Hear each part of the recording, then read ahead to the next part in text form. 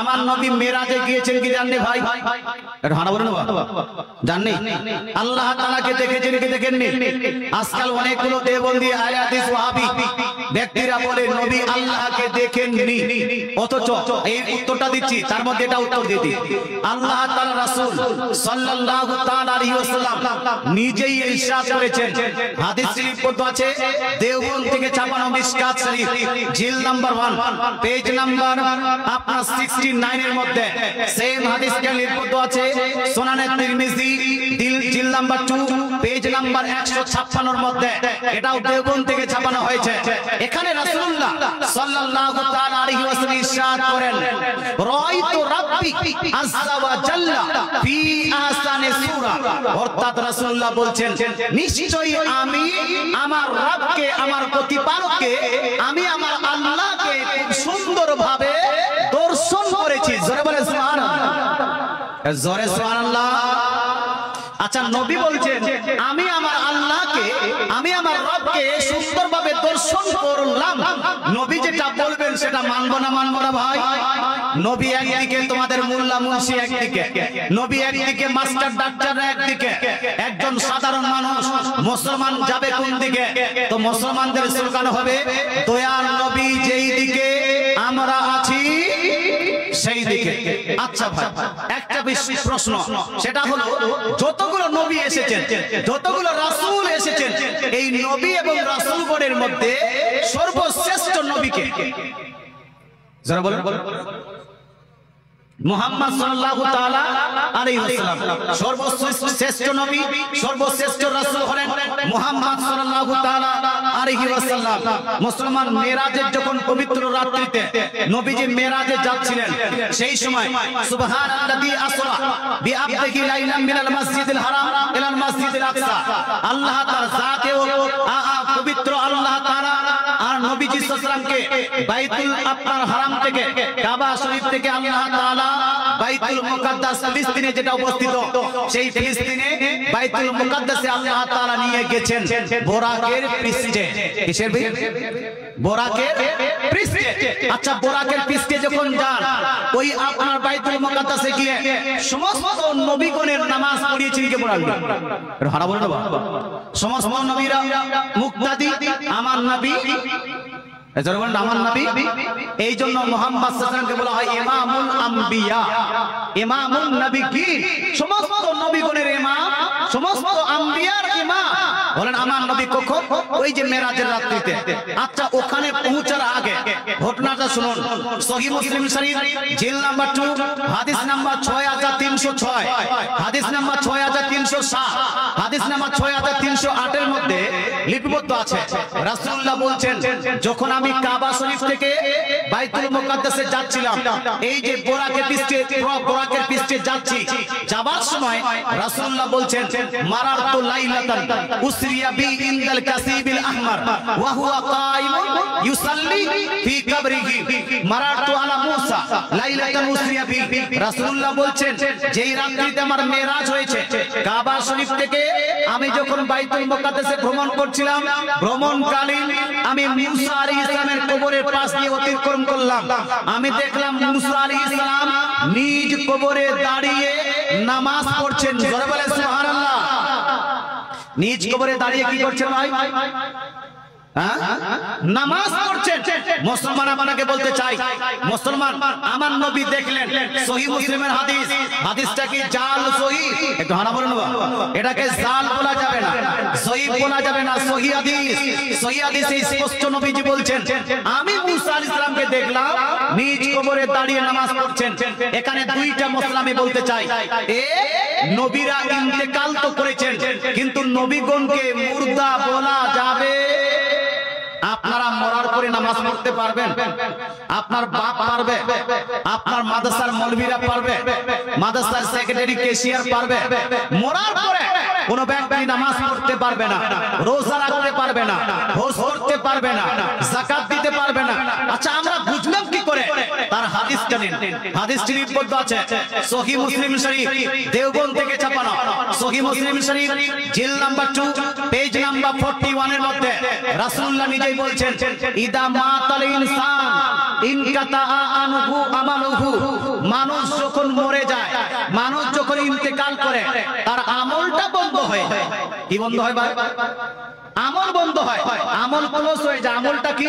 আমাদের নামাজ আমাদের আমল, আমাদের রোজা আমাদের আমল। তার মানে মরার পরে আর আমল করা যাবে না। কিন্তু রাসূলুল্লাহ বলছেন মুসা আলাইহিস সালাম ইন্তেকাল করার 1000 বছর পূর্বে করেও মুসা আলাইহিস সালাম নিজ কবরে দাঁড়িয়ে নামাজ আদায় করছেন। তার মানে পাবলিকের, সাধারণ পাবলিকের নামাজ এ আপনার মরার পরে বন্ধ হয়ে যায়, কিন্তু নবীগণের ইন্তেকালের পরে নবীগণের নামাজ চালু থাকে। জোরে বলে সুবহানাল্লাহ। নবীগণের ইন্তেকালের পরে নবীগণের নামাজ চালু না বন্ধ? আমল চালু না বন্ধ? আমল চালু থাকে। একটা হাদিস দিয়ে দিই এই প্রসঙ্গে, একটা হাদিস রাসূলুল্লাহ ইরশাদ করেছেন, হাদিসটি মুসনাদে আবি ইয়ালা হাদিস নাম্বার 3425 এর মধ্যে লিপিবদ্ধ আছে। ইমাম হাইসামি বলছেন হাদিসটি সহিহ সনদে বর্ণিত হয়েছে। রাসূলুল্লাহ বলছেন আল আমবিয়াউ আহইয়াউ ফি কুবুরিহিম ইউসাল্লুন, অর্থাৎ নবী বলছেন প্রত্যেক নবী, মুহাম্মদ সাল্লাল্লাহু আলাইহি ওয়াসাল্লাম বলেন প্রত্যেক নবী, যতগুলো নবী ইন্তেকাল করেছেন, সমস্ত নবীরা নিজ নিজ কবরে জীবিত আছেন, জিন্দা আছেন, এবং সমস্ত নবীগণ নিজ নিজ কবরে নামাজও আদায় করছেন। জোরে বলে সুবহানাল্লাহ। আচ্ছা, দেবন্দী ভাইরা বলছেন নবী মুর্দা। আহলে হাদিস আব্দুর রাজ্জাক বিন ইউসুফ বলছে, নাম নিচ্ছি, গালি দিচ্ছি না বাবা, নাম নেওয়াটা কি পাপ? আপনার নাম আব্দুর রহমান, তো আপনার আব্দুর রহমান বলা যাবে না? যাবে না? হ্যাঁ, তো দেবন্দির নাম নিলাম, গালি তো দিলাম না।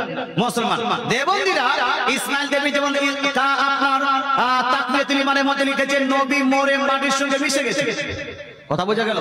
মুসলমান আব্দুর রাজ্জাক বিন ইউসুফ বাংলাদেশের ওয়াহাবি বক্তাকে বলছে নবী কবরে মৃত অবস্থায় আছে। মতিউর রহমান মাদানিও বলছে নবী কবরে মৃত অবস্থায় আছে। এরা সব বলছেন মৃত, নবী কবরে মৃত, কিন্তু নবী নিজেই বলছেন আল আমবিয়াউ আহইয়াউ ফি কুবুরিহিম, প্রত্যেক নবী নিজ নিজ কবরে জিন্দা, জীবিত আছেন। জোরে বলে সুবহানাল্লাহ। জিন্দা জীবিত আছে। মুসলমান আপনাকে বলতে চাই, আর কি করছেন?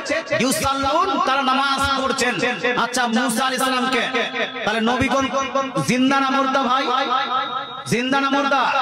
জীবিত না মৃত? আর আপনি আর আমি মারা যাওয়ার পরে আমরা জিন্দা না মুর্দা? আমরা মুর্দা। আমরা আলাদা, নবীগণ আলাদা। এবার প্রশ্ন হলো, মুসা আলাইহিস সালাম কবরে নামাজ পড়ছেন, নবীজি বোরাকের পৃষ্ঠে অনেক উপর থেকে বোরাকের পৃষ্ঠে থেকে দেখছেন। আচ্ছা বলেন তো, নামাজ, আপনি তো কবরস্থানে অনেকবার গেছেন, কবরের ভিতরে কি হচ্ছে এটা আপনি দেখতে পেয়েছেন কোনোদিন?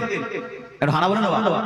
আচ্ছা, কবরটা যদি খুলে দেওয়া যায়, আপনাকে যদি দেখিয়ে দেওয়া হয় ওই আপনার লাশটাকে, তাহলে কি বলতে পারবেন? তাহলে তো বলা যাবে না। মুসলমান আপনাকে বলতে চাই, কবর বাঁধা আছে, কবর বন্ধ আছে। আমার রাসূলুল্লাহ বহু উপর থেকে ওই কবরকেও দেখছেন, আর ওই কবরকে দেখার পরে কবরের ভিতর কি হচ্ছে সেটাও বলছেন। জোরে বলে সুবহানাল্লাহ। তো নবীর দৃষ্টি আলাদা, আপনাদের দৃষ্টি না এক। নবীর চোখ আলাদা, আপনাদের চোখ আলাদা। দেখবেন একটু ভাই, যখন খুব দ্রুত গাড়ি নিয়ে যাবেন, খুব দ্রুত যখন গাড়ি নিয়ে যাবেন মুসলমান, তো ওই জিনিসগুলো যারা গাড়ির পাশে যে জিনিসগুলো, সেগুলো ভালো করে লক্ষ্য করা যাবে না। লক্ষ্য করা যাবে? হ্যাঁ, মনে হচ্ছে হট করে চলে গেল। বোরাকের থেকে বেশি দ্রুত বেগে কোন সাওয়ারি যেতে পারে? বলা হয়েছে এই চোখের যতটা জ্যোতি যত দ্রুত যায়, তার থেকে বেশি দ্রুত এই বোরাক চলে। জোরে বলে সুবহানাল্লাহ। মুসলমান বোরাক এত দ্রুত যাওয়ার পরেও রাসূলুল্লাহ কবরের ভিতর কি হচ্ছে সেটাও দেখে নিয়েছেন। সুতরাং রাসূলুল্লাহকে আমাদের নিজের মতো বলা যাবে না। আচ্ছা, এখানে আরেকটা বিষয়, সেটা হলো নবীজি সাল্লাল্লাহু আলাইহি ওয়াসাল্লাম যখন মুসা আলাইহিস সালামের কবরের পাশ দিয়ে গেলেন, তখন মুসা আলাইহিস সালাম নামাজ পড়ছিলেন কবরের ভিতরে। এরপরে নবীজি বাইতুল মুকাদ্দাসে পৌঁছালেন। বাইতুল মুকাদ্দাসে পৌঁছানোর পরে মুসা আলাইহিস সালাম বাইতুল মুকাদ্দাসে গিয়েছেন কি জানেন? এই জন্য বলুন বাবা।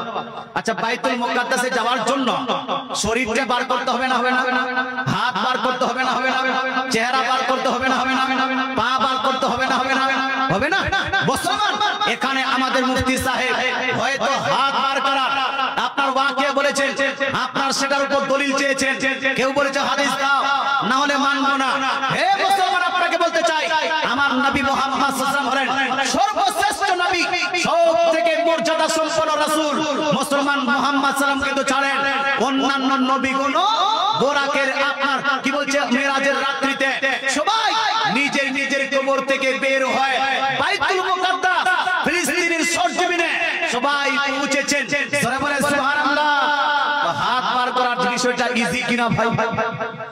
ইজি না? এই মুসলমান, আল্লাহ তাআলা আপনার তৌফিক দান করুক, আমল করার তৌফিক দান করুক, বলেন আমিন।